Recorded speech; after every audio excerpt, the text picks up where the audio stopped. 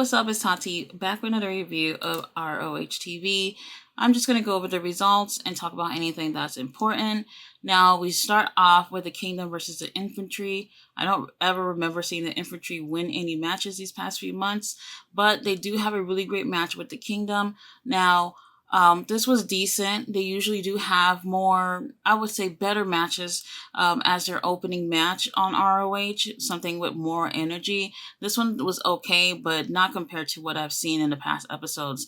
Now, I do want to say that I really think it's important for the Kingdom to take those titles off of the Lucha Brothers.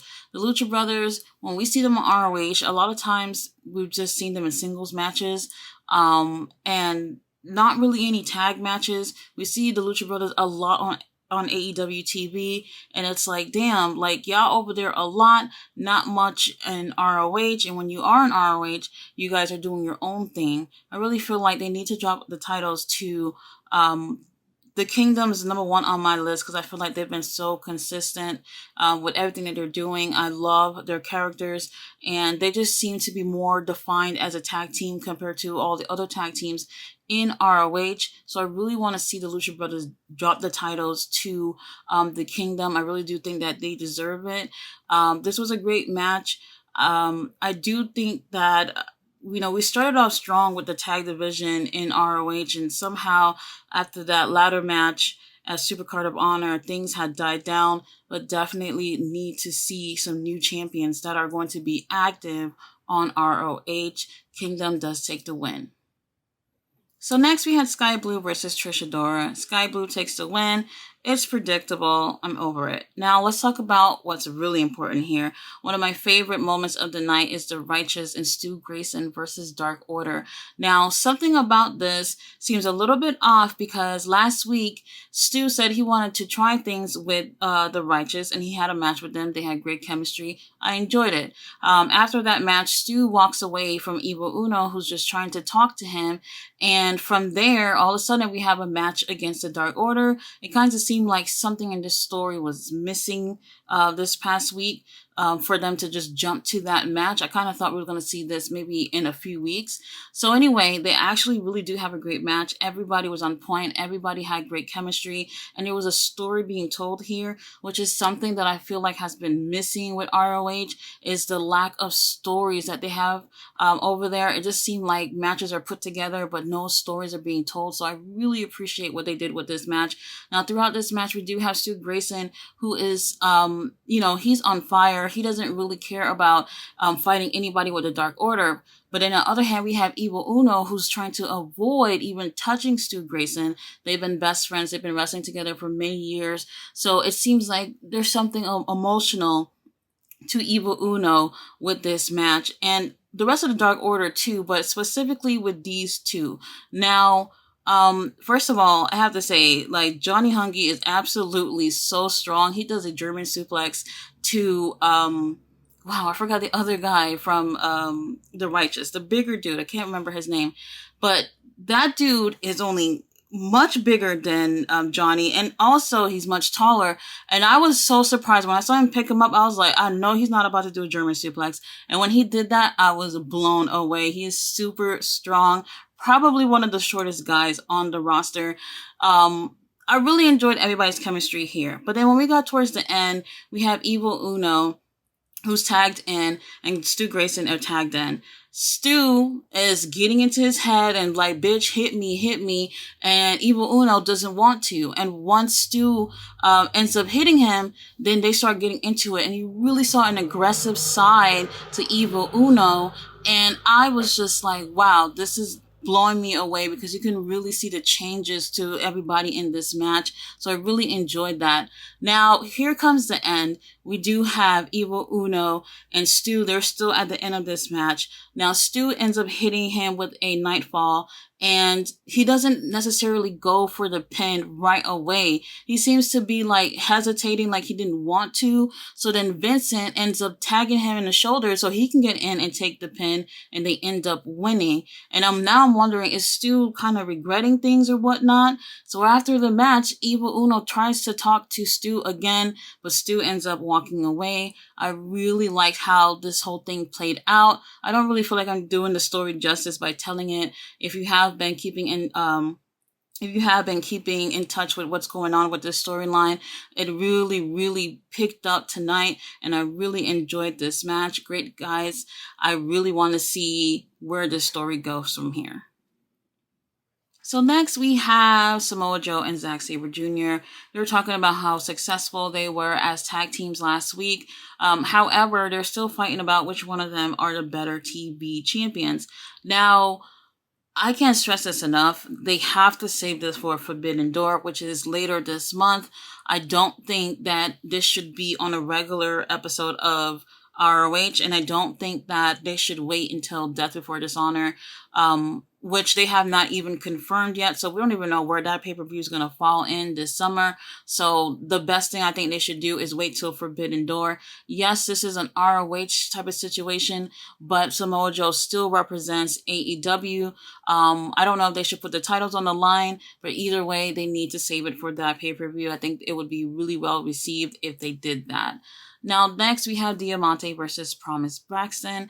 Diamante ends up taking the win. She looks really good here. It was pretty decent. And I was actually surprised that they actually have 3 women matches on tonight. And I really like that we're seeing much more with the ladies on ROH. I wish we could say the same about AEW.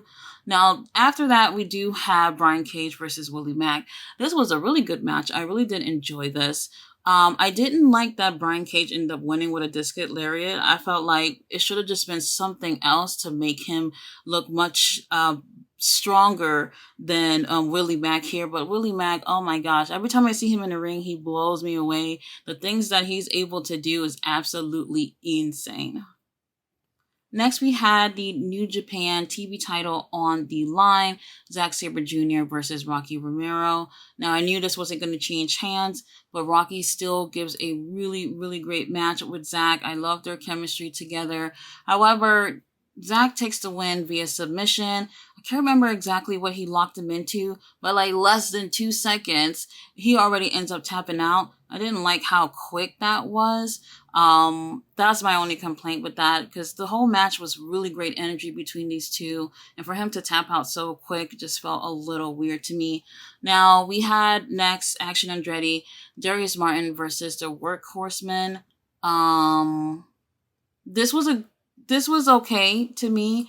I just feel like the Workhorsemen don't need to be together. Something about it that just make me want to see these two split. Like, Anthony Henry is super, super great in the ring. I think he should be solo. But either way, Action Andretti takes the win for his team. Now, next, we had this bullshit here. Butcher and the Blade, Kip Sapien versus Shotgun, Bryce, and what's his name? Jacob. So this was literally 2 minutes, and I think I'm giving it way more time than what it was. It probably was under a minute, honestly. And it was like, well, what the hell is this? I really like Butcher and the Blade and Kip. I really feel like AEW is dropping the ball on them. These guys are super, super talented. Kip Sabian is another guy who's super talented, but it's like they have done nothing with him, and they literally put him in a match where it's literally less than 2 minutes. Absolutely insane. Didn't like this at all. So next we had Commander, El Hijo de Vikingo, Bandito versus Angelico, Serpentico, and Jack Cartwheel. Oh my gosh. You already know when I say these dudes' names that this match was great, but I was absolutely impressed with Jack Cartwheel.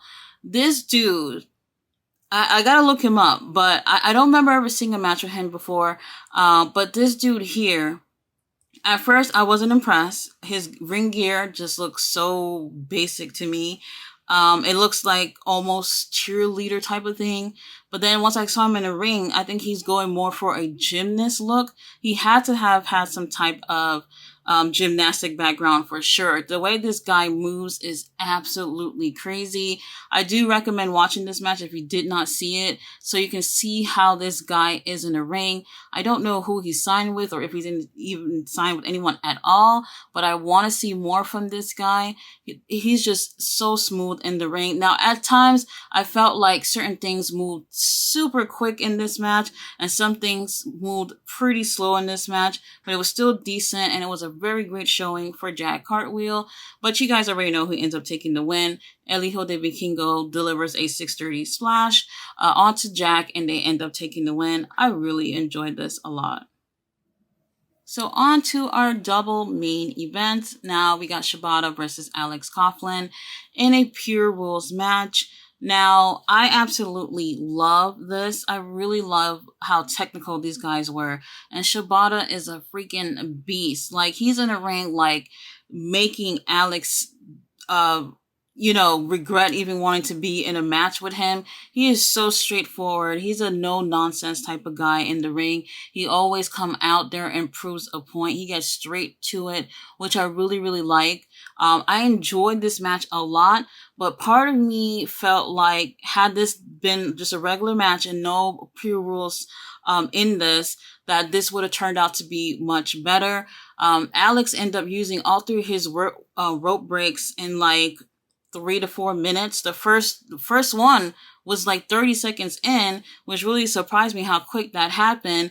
But I do think here that he underestimated how Shibata is in this match, or just as a wrestler in general. They do have a really great match. Shibata obviously takes the win and he retains his title, but I do want to see these two guys in just a regular wrestling match. I think we can get a lot more from Alex, because these type of matches have a lot of rules, and there are a lot of things that if you do it, you get points taken off and all that.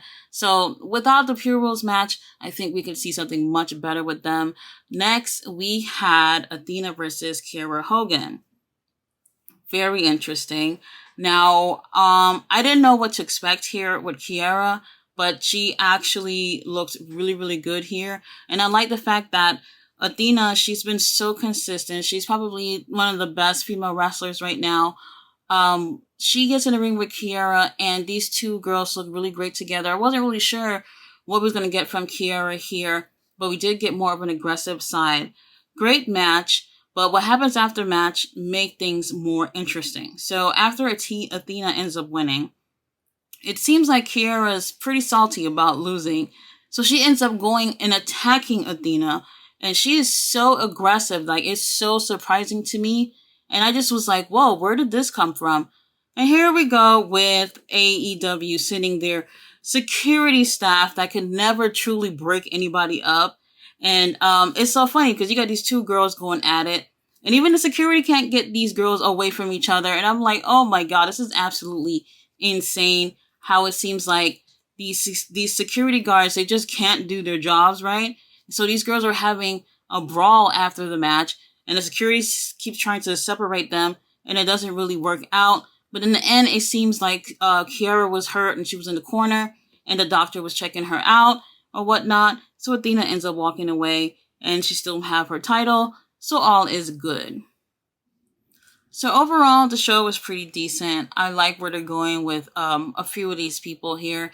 I really think that because their show doesn't have any commercials or whatnot, they're able to do 2 hours and have way more matches than what AEW can have, like on a Dynamite or Rampage. Now, what I feel like they need to focus on is probably cut a match or two from each night so they can focus on telling storylines, not just in the ring, but backstage as well.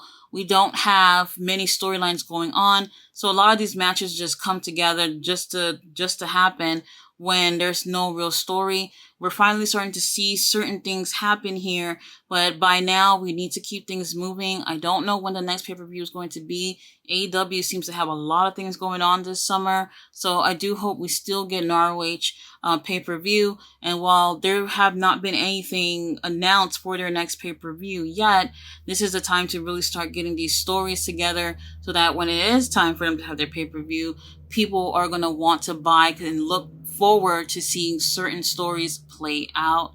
Guys, thanks for watching my review. I'll be back tomorrow with Rampage.